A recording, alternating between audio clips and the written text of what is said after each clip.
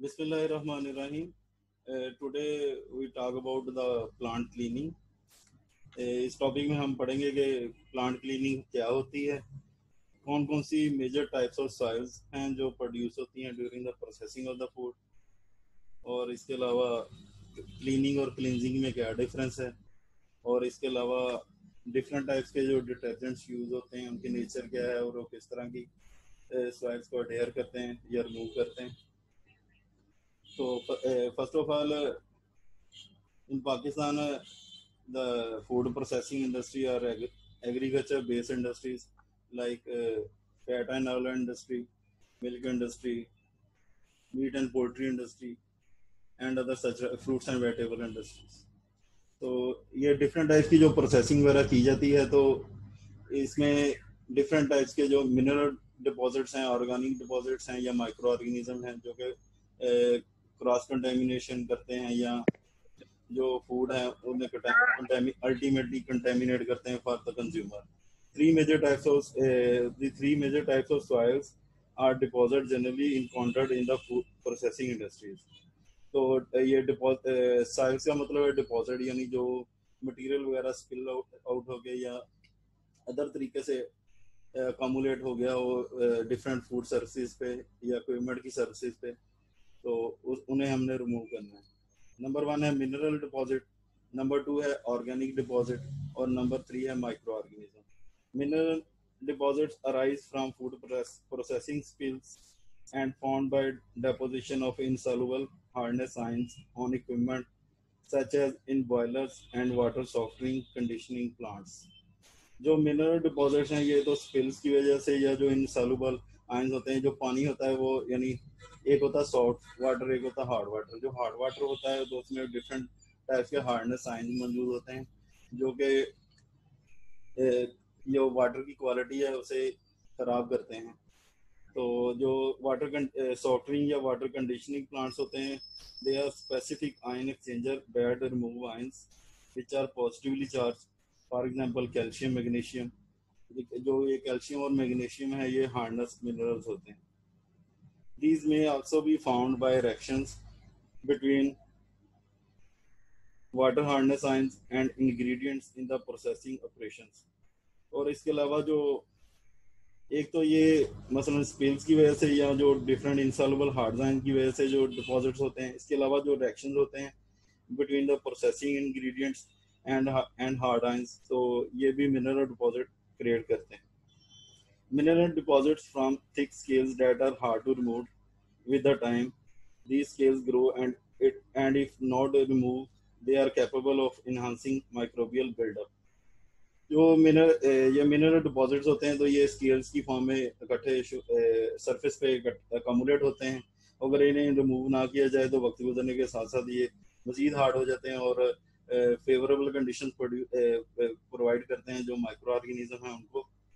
तो इनको यानी कि रिमूव करना जरूरी है, वरना फिर there will be a lot of microbial load will be there. Furthermore, scales reduce heat transfer efficiency of boilers, heat exchanger, evaporator, and pasteurizer, and thus lower the life of such equipment. तो इसके अलावा जो mineral आए यानी हैं mineral deposits हैं, तो ये डिफरेंट टाइप के जो इक्विपमेंट्स यूज हो रहे हैं फूड प्रोसेसिंग इंडस्ट्री में, लाइक बॉयलर्स जो कि स्टीम वगैरह प्रोड्यूस करने के लिए होते हैं, इवेपोरेटर जो यानी डिफरेंट प्रोडक्ट्स में से पानी रिमूव करने के लिए, इसके अलावा पास्चराइजेशन जो कि हीट ट्रीटमेंट है to remove the micro organism और किल द माइक्रो ऑर्गेनिज्म. तो इनकी एफिशिएंसी को ये मिनरल डिपॉजिट जो है ना, ये एफिशिएंसी को कम करते हैं और इवनली के thus lower the life of such equipment. तो इस तरह यानी ये एक तो एफिशिएंसी को कम करते हैं और फिर जब ये मसलन ज़्यादा स्केल वगैरह जम जाते हैं तो फिर ये एफिशिएंसी उसकी मुतासर होती है और उसकी लाइफ कम हो जाती है. जो इक्विपमेंट वगैरह होता है, मसलन पाइपलाइंस जो होती हैं फूड प्रोसेसिंग इंडस्ट्री में, उनमें कैल्शियम डिपॉजिट हो जाता है. नेक्स्ट है deposit organic deposits. Organic deposits arise from food processing spills and include remains of food particles composed of carbohydrates, protein, and edible fats and oil. जो organic deposits होते हैं वो फूड प्रोसेसिंग स्पिल्स और इसके अलावा जो food particles like carbohydrates, protein, edible fats and oil. तो इनकी वजह से थिक स्केल्स बन जाते हैं। These are potential ports of micro organism on plant surfaces. तो ये जो माइक्रो जो ये ऑर्गेनिक डिपॉजिट हैं, ये पोटेंशियल पोर्ट्स होते हैं माइक्रो ऑर्गेनिज्म के लिए। तो जब ये which one give favourable conditions, तो जब ये माइक्रो ऑर्गेनिज्म को फेवरेबल कंडीशंस मिलती हैं like pH, temperature, oxygen, like these things, तो दीज विल बी प्रोलिफरेट। तो ये रैपिडली ग्रो करते हैं, increase in number, multiply. Proliferate होता है यानी रैपिडली इंक्रीज इन नंबर। तो एंड कंटेमिनेट द फूड। तो फिर जब ये प्रोलिफरेट करेंगे तो फिर definitely they will contaminate the food. Third point है micro organism. The third type of soil in the food spoilage and pathogenic micro organism that gain entry at different stages of processing. तो जो third point है कि जो food spoilage और pathogenic micro organism हैं, different types के यानी micro organism होते हैं। कुछ पैथोजेनिक होते हैं और कुछ जो होते हैं वो फूड स्पॉइलेज माइक्रो ऑर्गेनिज्म होते हैं।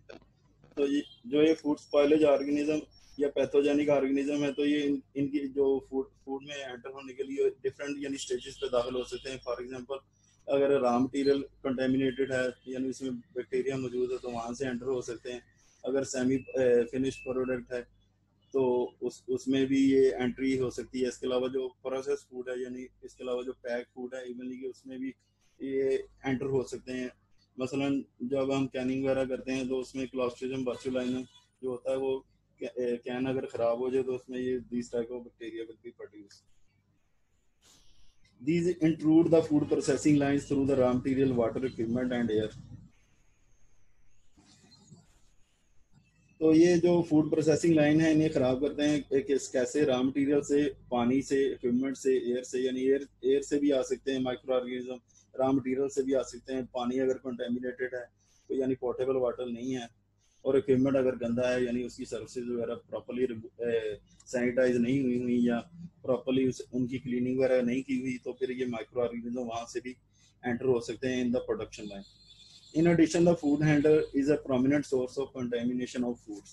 तो इसके अलावा जो फूड हैंडलर है, फूड हैंडलर में यानी कि डिफरेंट स्टेजेस पे यानी हर यानी स्टेज पे फूड हैंडलर यानी कि अगर रिस्पॉन्सिबल है कि अगर वो प्रॉपर्ली उसने हैंड वॉशिंग वगैरह नहीं की यानी पर्सनल हाइजीन, नाखून वगैरह उसके कटे हुए नहीं हैं, और इसके अलावा स्मोकिंग वगैरह इस तरह यानी डिफरेंट पर्सनल हाइजीनिक कंडीशंस अगर उसने नहीं फॉलो की तो फिर definitely food will be contaminated, especially with the pathogenic microorganism। अगर यानी कि उसने auxiliary facility में वॉशरूम वगैरह से वापसी पे उसने यानी हाथ वगैरह नहीं धोए हुए तो जो पैथोजेनिक माइक्रो ऑर्गेनिज्म है उसके हाथों पे मौजूद होंगे और वो फिर डेफिनेटली फूड में एंटर हो जाएंगे। The micro organism are more difficult to remove than the inorganic and organic soils. जो माइक्रो ऑर्गेनिज्म होते हैं इनको रिमूव करना सबसे मुश्किल काम होता है as compare to organic soils and inorganic soil.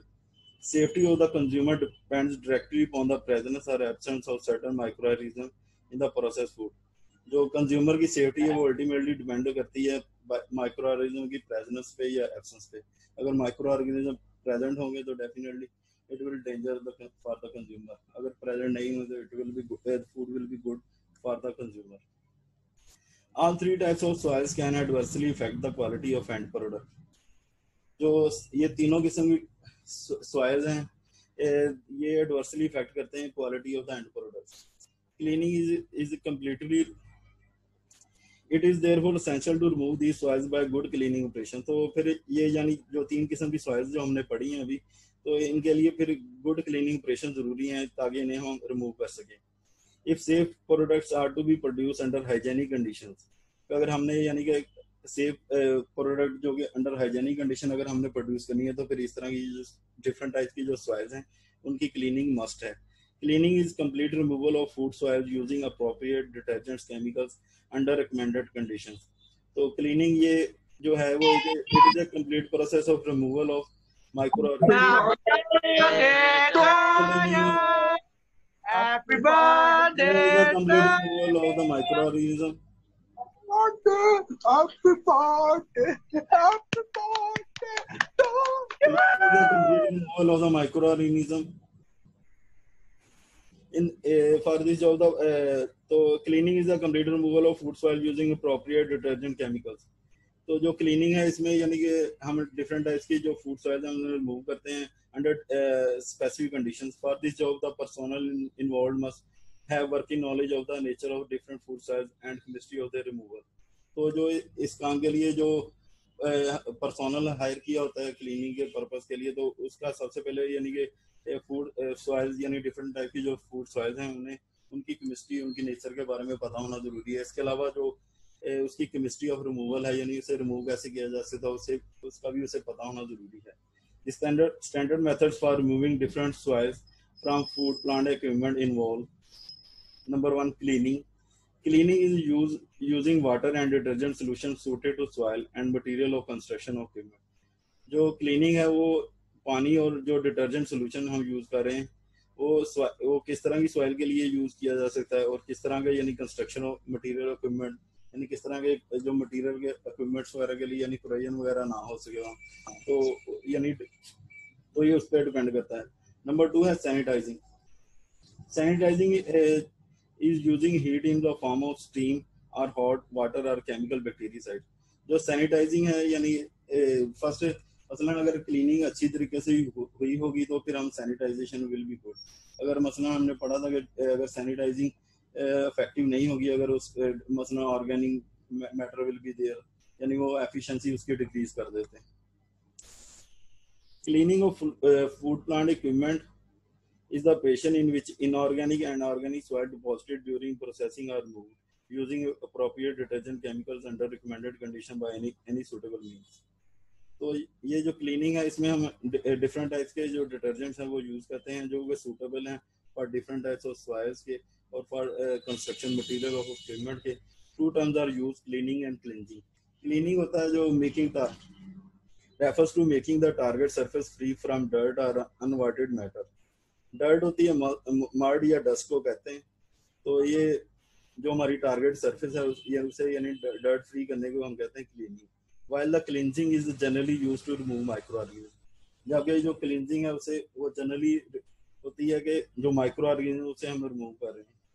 Cleaning ranges from simple removal of dirt with an abrasive brush or the complex and sophisticated removal of water pressure and detergents. जो cleaning है वो ये इसकी range होती है यानी कि हम सिंपल एब्रेसिव ब्रश यूज कर लें और कॉम्प्लेक्स और सोफिस्टिकेटेड मेथड यूज कर लें with high water pressure and different types of detergents.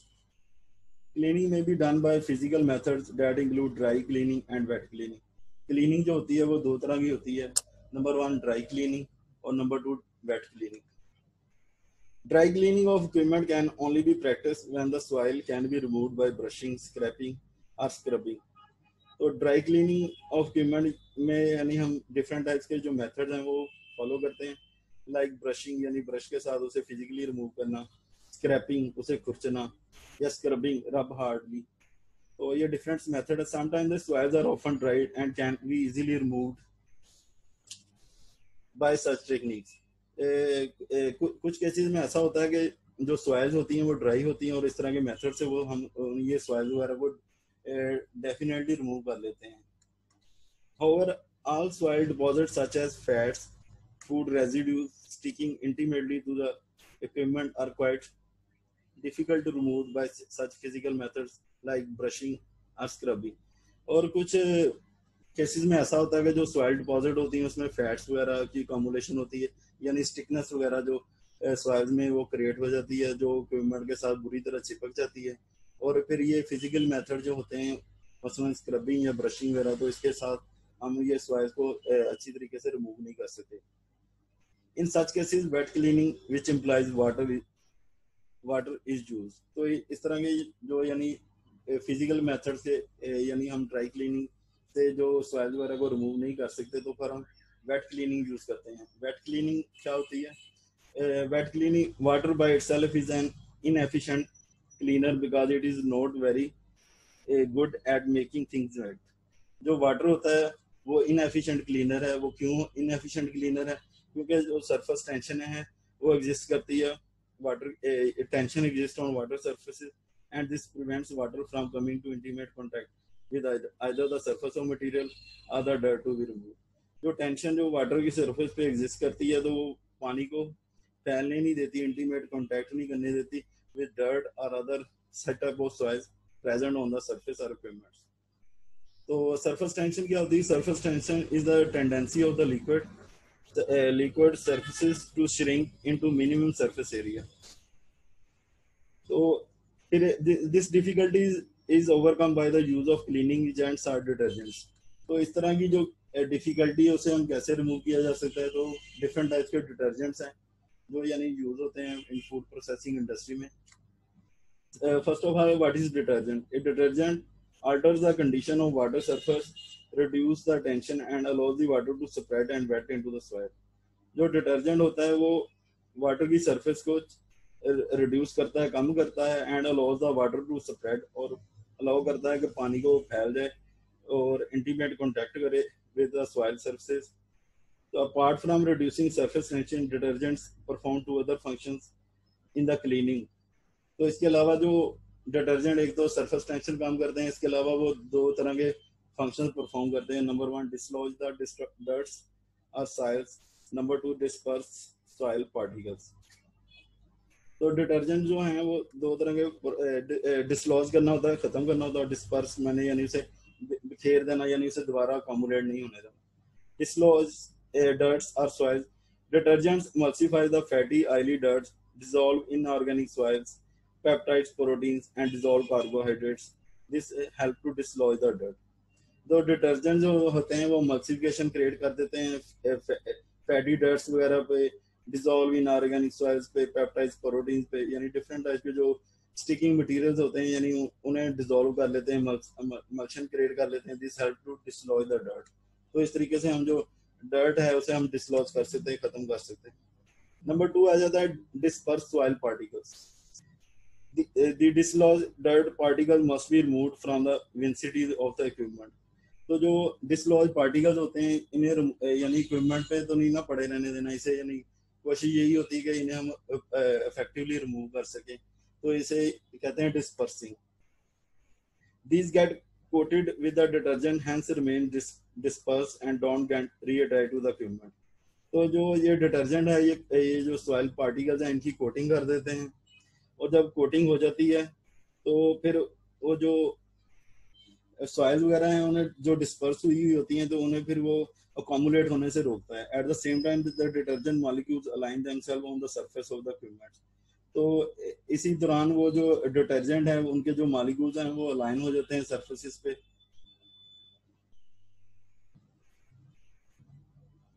तो वो dirt with the equipment. When water used in food industry often contain inorganic impurities. जो portable water use होता है फूड इंडस्ट्री में, जो water use होता है डिफरेंट फूड इंडस्ट्री में, तो समटाइम उसमें भी इम्प्योरिटीज होती हैं जो कि cleaning efficiency of the cleaning उसे डिक्रीज करती हैं. Like the water used in food industry often contains inorganic impurities that hinder its action as a cleaning agent. तो जो डिफरेंट टाइप्स की जो ऑर्गेनिक इम्प्योरिटीज हैं या इनऑर्गेनिक इम्प्योरिटीज हैं ये हिंडर करती हैं cleaning action of the water as well as the effectiveness of the detergent. तो जो वाटर की एक्टिविटी है उससे भी डिक्रीज करती हैं और डिटर्जेंट की जो एफिशिएंसी है उससे भी डिक्रीज करती है. नेक्स्ट आ जाता है what are the detergents and what are the properties of a good detergent. Number 1 detergent क्या होते हैं? 3 major groups of dirts associated with food processing industries have been identified as a mineral deposit, organic deposit and microorganism. तीन किस्म के जो groups हैं वो हमने आइडेंटिफाई किए हैं या जो इनकाउंटर किए जाते हैं during the food processing are the mineral deposits, organic deposits and microorganism. Each soil requires different cleaning agents and procedure to remove. जो डिफरेंट ये तीनों सॉइल्स जिनका मैंने नाम लिया है तो इनके लिए हमें डिफरेंट टाइप के क्लीनिंग एजेंट्स चाहिए और डिफरेंट प्रोसीजर चाहिए to remove them. A successful cleaning operation will depend upon, among other factors, the use of a suitable detergent on each type of soil. तो जो एक सक्सेसफुल क्लीनिंग ऑपरेशन है वो depend करता है कि कौन सा सूटेबल डिटर्जेंट हमने यूज किया है और किस तरह का जो प्लांट मटेरियल है या प्लांट कंस्ट्रक्शन ऑफ मटेरियल है वो किस तरह का है. तो ये डिपेंड करता है प्रॉपर्टीज ऑफ डिटर्जेंट पे. नंबर 1 आ जाता है solubility. Solubility, the selected detergent must be readily soluble in water and to avoid the possibility of the depositing unwanted solids. तो solubility है, मसलन जो डिटर्जेंट हम यूज कर रहे हैं, एक तो वो पानी में रेडिली डिजोल्व हो जाए, और दूसरा वो जो अनवांटेड सॉलिड्स वगैरह हैं यानी रेजिड्यू जो हैं वो प्रोड्यूस ना करे. नंबर 2 है wettability. It should adequately wet the surface interface, thus dislodging the soil.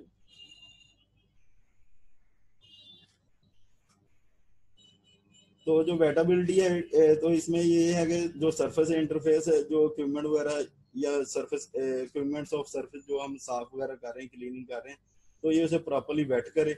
It should also be able to dissolve और disperse the food material release. तो इसके अलावा जो ये जो खुराक के जो मटेरियल हैं या जो सॉइल मटेरियल्स हैं उसे डिसॉल्व कर ले या डिस्पर्स कर. नंबर 3 है emulsification. The detergent solution must be able to emulsify or disperse fats and oil. तो जो emulsification यानी वो डिफरेंट टाइप्स के डिटर्जेंट सोपीनेस प्रोड्यूस कर देते हैं, तो ये जो फैट्स और ऑयल हैं उन्हें प्रॉपर्ली डिस्पर्स कर सकें. नंबर 4 है रिंजेबिलिटी. The detergent should easily be rinsable to avoid the residues remaining on the equipment. तो कुछ ऐसे डिटर्जेंट्स होते हैं, अगर उन्हें प्रॉपर्ली रेंज वगैरह ना किया जाए तो वो हाईली कंटेमिनेटेड होते हैं अगर वो फूड वगैरह में शामिल हो जाएं. तो इसलिए ये ज़रूरी है कि जब हम क्लीनिंग वगैरह किए जाएं उसमें डिफरेंट टाइप के एसिड या बेसिक डिटर्जेंट जो भी वट एवर यूज़ करें, तो उनकी प्रॉपर्ली रेंजिंग वगैरह, excess of water will be use to remove this type of detergent and avoid the residual effect. Number 5 है corrosiveness. The detergent solution must not attack the contact surfaces. जो detergent solution हम use कर रहे हैं यानी जो construction material है, soft surface है, उनसे कुरैयन वगैरह ना क्रिएट करें.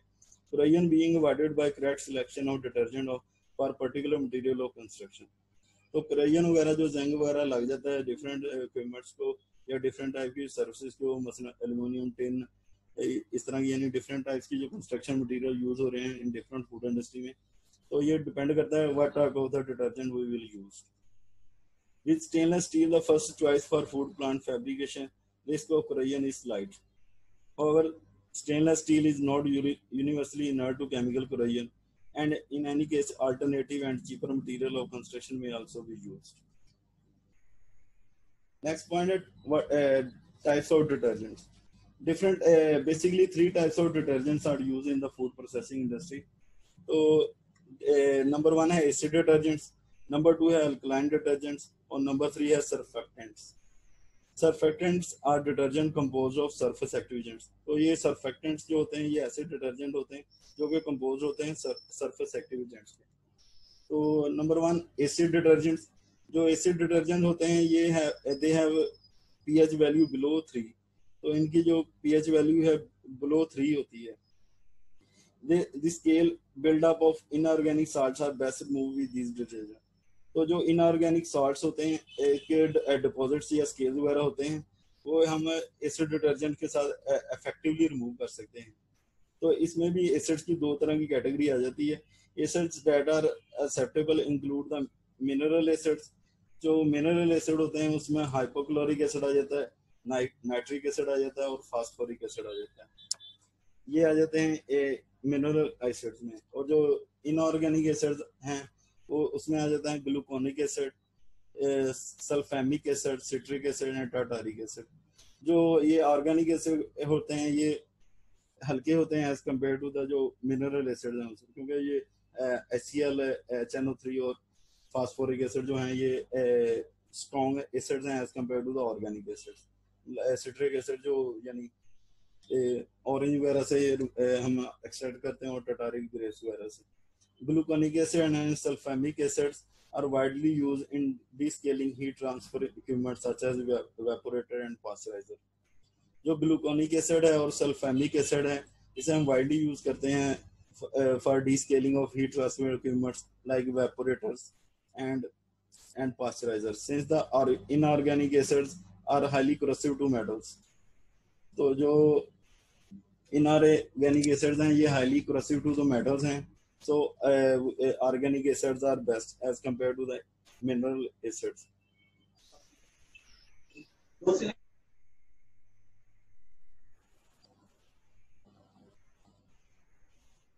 नेक्स्ट है since the inorganic acids are highly corrosive to metals and unsafe to handle, the organic acid are mostly implied. तो जो mostly हम organic acid use करते हैं as compared to the mineral acids. Acid detergents are usually compounded with synthetic detergents of non-ionic or sulfonate types. तो जो acid detergent है ये mostly synthetic detergents के साथ नॉन आयनिक या सल्फेट टाइप्स होते हैं. Both powder and liquid forms are available. तो ये जो एसिड डिटर्जेंट्स हैं ये दोनों फॉर्म में अवेलेबल हैं in markets, in liquid form और in powder form. Acid detergent can safely be used in conjunction with iodophores in formulations for detergent sanitizer. जो एसिड डिटर्जेंट है इसे हम सेफली यूज करते हैं. आइडोफोर जो एक सैनिटाइजर हमने पहले पढ़ा था, यानी आयोडीन से मिलके ये बना होता है सैनिटाइजर. तो इसकी फार्मूलेशन में हम ये डिटर्जेंट भी यूज कर सकते हैं कि ताकि एक ही वक्त में हम दो अपॉर्चुनिटीज अवेल कर सकें, लाइक डिटर्जेंट और सैनिटाइजर, यानी दोनों प्रॉपर्टीज अवेल कर सकें. These can cross cell membranes and affect a specific enzyme that many bacteria and fungi need for survival.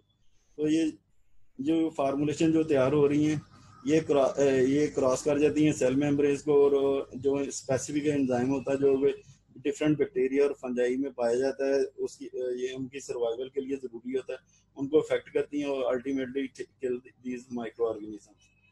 Acid detergents are recommended for toilets and bathrooms. तो जो acid detergents हैं ये इसकी different applications हैं in auxiliary facilities. All surfaces to which the acid detergents are applied should be thoroughly rinsed to remove any residue. तो जो all surfaces हैं जिसपे हम एसिड डिटर्जेंट यूज करते हैं, तो इसको thoroughly यानी रिंस करना जरूरी है पानी के साथ. नेक्स्ट हमारा है टॉपिक है alkaline detergents. Number 1 alkaline detergents हैं पीएच वैल्यू अबव 11. जो अल्कलाइन डिटर्जेंट्स हैं इनकी पीएच 11 या इससे ज्यादा होती है, while the weaker ones may have pH in the range of 8 and 11. जो वीकर एसिड्स होते हैं उनकी पीएच 8 भी हो सकती है और 11 भी हो सकती है. Alkaline detergent digest proteins, fats and carbohydrates. जो अल्कलाइन डिटर्जेंट्स हैं वो प्रोटीन्स को, फैट्स को, कार्बोहाइड्रेट को डाइजेस्ट कर लेते हैं. तो these are useful for removing of organic soils. तो ये ऑर्गेनिक सॉइल्स को रिमूव करने के लिए बेस्ट हैं. जो एसिड डिटर्जेंट्स है वो इनऑर्गेनिक सॉइल्स को रिमूव करने के लिए, साल्ट्स को रिमूव करने के लिए बेस्ट है. और जो अल्कलाइन डिटर्जेंट्स हैं ये organic alkaline detergents these are best for remove the organic soils.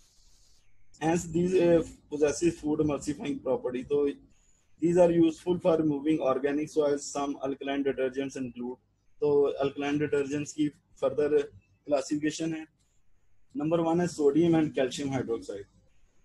These when used alone or other cleaning agents are important components of highly alkaline heavy duty cleaning compounds.